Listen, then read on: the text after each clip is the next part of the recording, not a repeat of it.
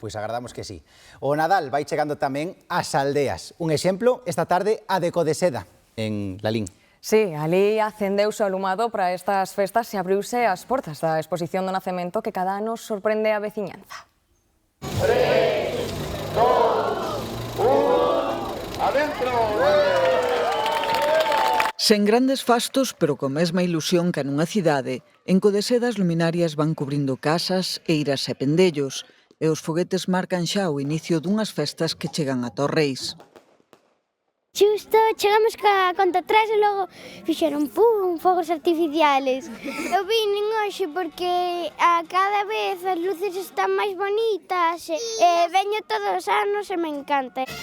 Ademais, nesta aldea, o Museo Etnográfico da Casa do Patrón organiza actividades todas as fins de semana e cada ano vai sumando beléns á súa exposición.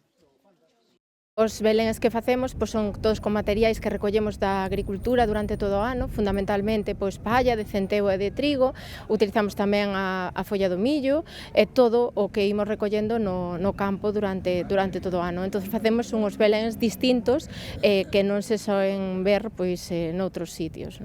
Estaba nacendo un niño Jesús e estaba todo decorado de millo e de pasa. Dá moitísimo traballo. Un poquito extraño. Está moi traballado e hai que ter moito tempo e moita paciencia, está moi currado. Anima a todo o mundo